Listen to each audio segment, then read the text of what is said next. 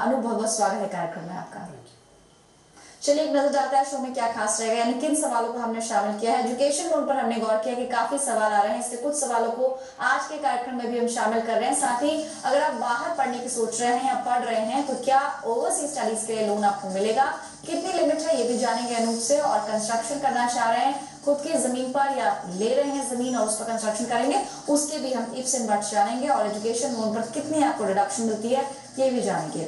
शुरुआत करेंगे कुछ सवालों के साथ। सबसे पहले फोन लाइन पर हमारे साथ राकेश कल्याणी जुड़े हैं जलपाईगुड़ी वेस्ट बंगाल से। नमस्कार, गुड इवनिंग राकेश, बताइए क्या सवाल है।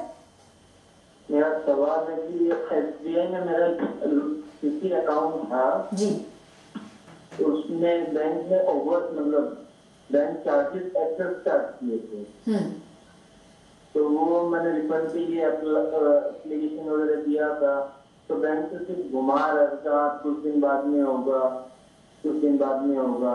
जी, आपसे थोड़ी सी डिटेल्स राकेश आपसे चाहेंगे। जैसा आपने मेल में बताया है कि आप बिजनेसमैन हैं, आपका पेट्रोल पंप का बिजनेस है, क्या बता सकते हैं ये ओवरड्राफ्ट के ऊपर है चार्जेस या फिर ये एग्जैक्टली जो चार्जेस आप बता रहे हैं 750 रुपीज किस तरह से बैंक चार्ज कर रहा है, क्योंकि एक्सपर्ट भी आपसे इस बारे में थोड़ा सा डिटेल्स चाह रहे हैं।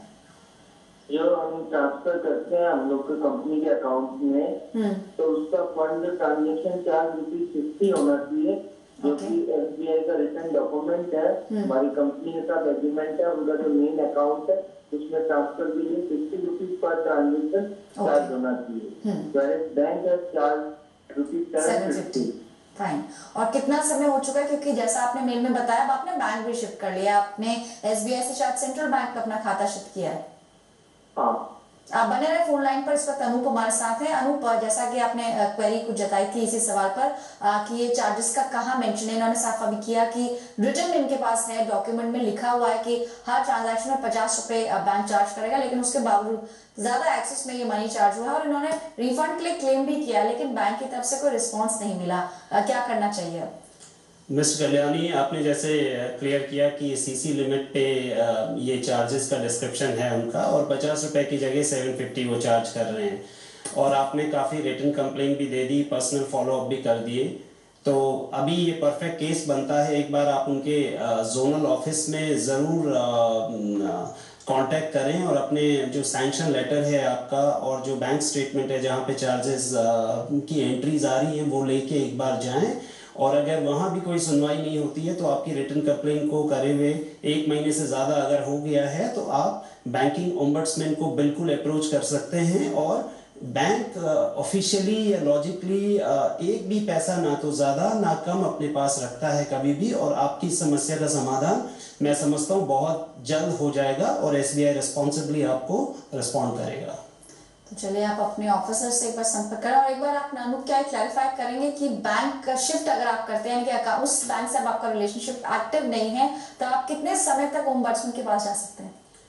देखिए, कंप्लेन अगर करी है जो एग्जिस्टिंग बैंक है उनके पास, अगर 1 महीने तक कोई जवाब नहीं आया या डिक्लाइन हो गई रिक्वेस्ट या कुछ जो भी है उन्होंने जवाब नहीं भी दिया, तो आप बैंकिंग ओम्बड्समैन को आप अप्रोच कर सकते हैं और वहाँ पे ओम्बड्समैन एक निर्धारित समय के अनुसार रीजनेबल टाइम में आपको अवार्ड या उसका निपटारा दोनों पक्षों के बीच में करवाएगा और आपके सेटिस्फैक्शन के आंसर के अनुरूप आपको सॉल्यूशन मिलेगा।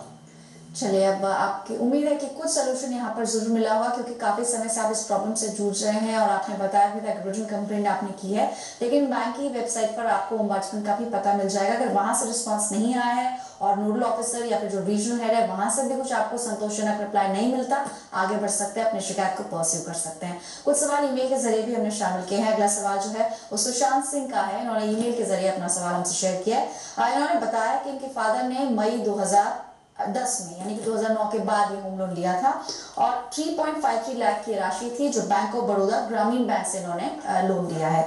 जैसा कि इनकी क्वेरी है, नवंबर में किस्त बढ़ी 5,000 से बैंक ने किस्तें बढ़ाकर 6,000 कर दी और अब बैंक ने इनको सूचित किया है कि 10,000 प्रति माह आपको किस्त देनी होगी। जानना चाह रहे हैं कि क्या इस तरह से बैंक एजुकेशन लोन के केस में किस्त बढ़ा सकता है, क्या कोई नोटिफिकेशन बैंक की तरफ से आएगा और अब ऐसी स्थिति में क्या करना चाहिए?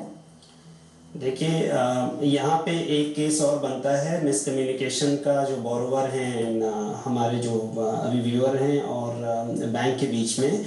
आप उनके रीजनल ऑफिस को विजिट करें और उनका जो लोन आपने लिया हुआ है, अवेल किया हुआ है, उसके सैंक्शन लेटर रिलेटेड डॉक्यूमेंट होंगे, उनको लेके जाएं, प्रस्तुत करें और पूरा एक बार ये मामला जल्दी से जल्दी निपटाने की कोशिश करें।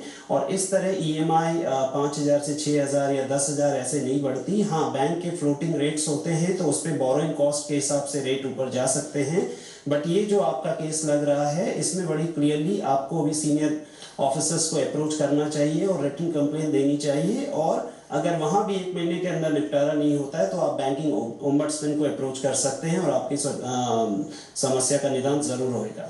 एक सवाल राना मनोरमा जी ने भेजा है, इनसे संपर्क करने की भी हम कोशिश कर रहे हैं। इन्होंने सवाल प्लॉट के बारे में मेंशन किया है कि एक प्लॉट इन्होंने देखा है शायद और उस पर कंस्ट्रक्शन करना चाह रही है।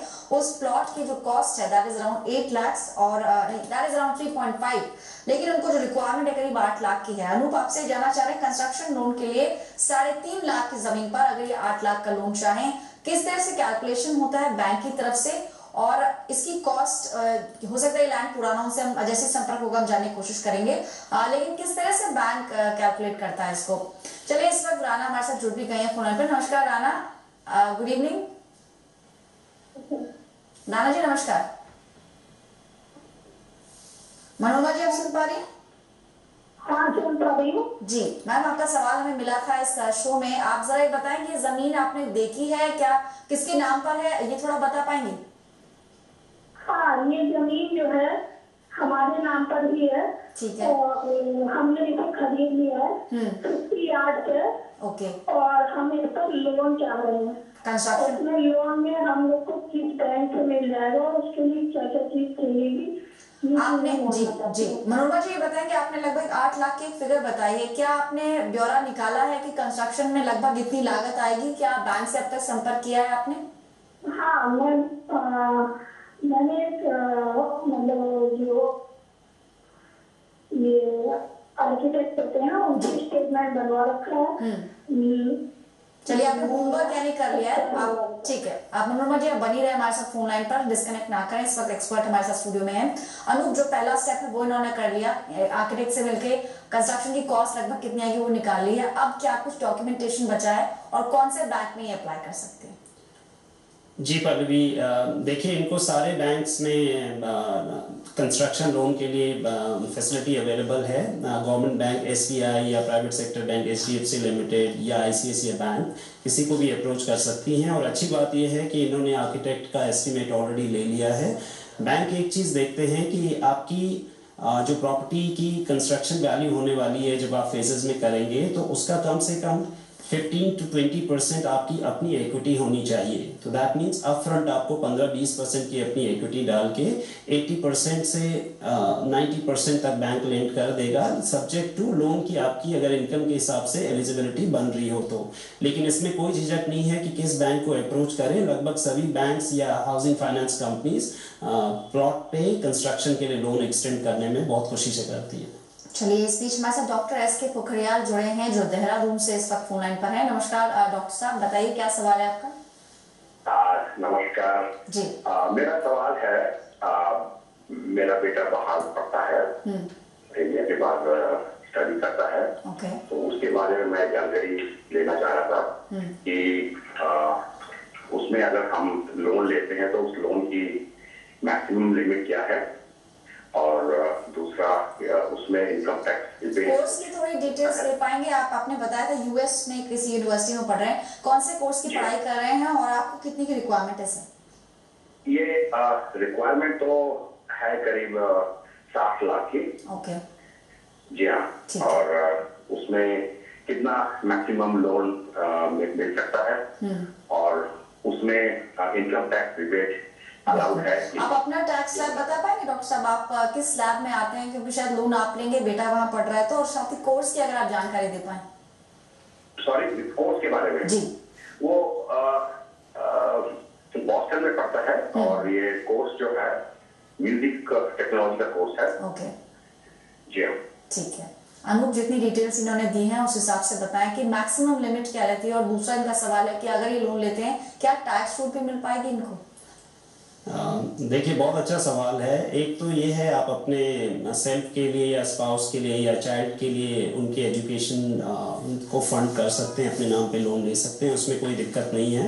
इंडियन यूनिवर्सिटीज़ हो या फॉरेन यूनिवर्सिटीज़, यूजीसी उसको रिकग्नाइज करनी चाहिए। And most of the well known universities across the world are being recognised by UGC in India. So रही बात टैक्स डिडक्शन की, बिल्कुल एलिजिबल है। टैक्स का जो इंटरेस्ट का पोर्शन होगा जो आपकी इंस्टॉलमेंट में, वो कंप्लीट पोर्शन जो है आप टैक्स डिडक्शन के लिए एलिजिबल हैं। लेकिन लोन अमाउंट, जैसा कि आपने बोला,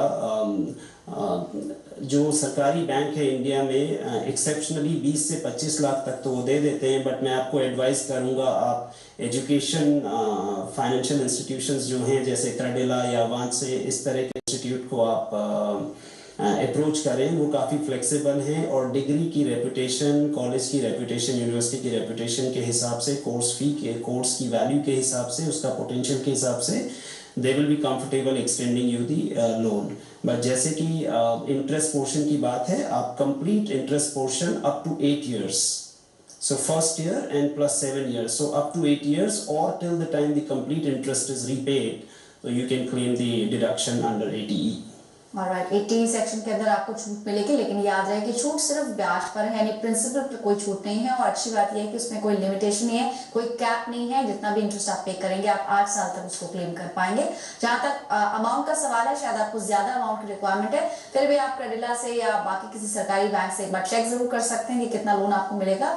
शायद कुछ थोड़ी सी खुद की फंडिंग से आपको थोड़ा आगे बढ़ना पड़ेगा। चलिए फिलहाल रुकते हैं ब्रेक के लिए, कुछ और सवालों को हम शामिल करेंगे उस ब्रेक के बाद।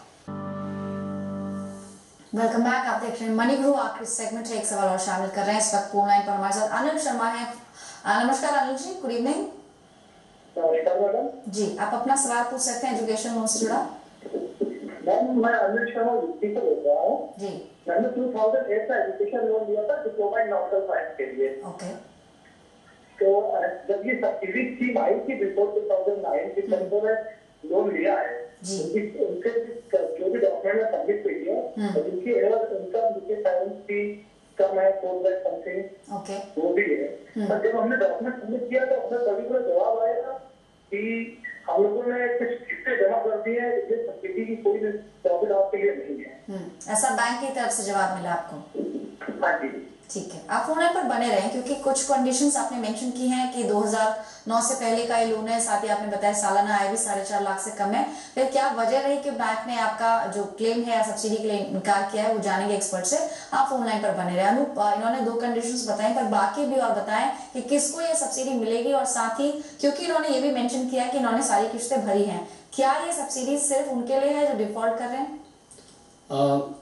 अनिल जी, थोड़ी एनलाइटन करना चाहूँगा आपको। ये IBA मॉडल एजुकेशन जो स्कीम है और प्रमोटेड है HRD मिनिस्ट्री द्वारा, ये इफेक्टिव हुई है 1 अप्रैल 2009 से। सो इंसिडेंटली आपका जो लोन है 2008 का है, तो मेरे ख्याल से, हमें डिटेल तो नहीं पता इस वक्त, इसीलिए they might have declined to entertain this request. But मोटा मोटा इसमें यह है कि EWS सेक्शन के लिए, इकोनॉमिकली वीकर सेक्शन के लिए ये है, ड्यूरिंग दी मॉरेटोरियम पीरियड जो होता है, कोर्स के 1 साल बाद या नौकरी लगने के 6 महीने बाद तक, विच एवर इज अर्लियर, उस पर इम्प्लीकेट होता है। और इसके अंदर 4.5 लाख से ज़्यादा की फैमिली की ग्रॉस इनकम नहीं होनी चाहिए, ये बेसिक एलिजिबिलिटी है। तो मेरे ख्याल से 2008 में होने के कारण आपको बैंक ने उन्होंने बेसिकली दिखाई है कि they are unable to entertain this request. तो आप एक बार इस चीज़ की छानबीन कर लें कि दोबारा से एक बार अप्रोच करके बैंक को कि यही वजह है, ताकि आपका कंफ्यूजन ना बना रहे, या किसी तरह रिव्यू करने के कोई चांसेस अगर उनके हैं तो वो आपको डेफिनेटली हेल्प करेंगे इसमें। चलिए, उम्मीद है कि कुछ राह आपको दिखी होगी, और साथ ही कंडीशंस भी बताई गई हैं कि किन लोगों को ये सब्सिडी की छूट मिलेगी। यानी कि इकोनॉमिकली वीकर सेक्शन के लिए ये स्कीम दरअसल लाई गई थी, और आपका जो लोन है 2009 से पहले का है, उसके लिए ऑलरेडी एक स्कीम रनिंग, 2009 के बाद के लोन्स के लिए ये स्कीम अब आई है। चलिए, फिलहाल इतने ही सवाल आज हम शामिल कर पाएंगे। शुक्रिया आपका अनूप, अपना कीमती समय जी बिजनेस को देने के लिए।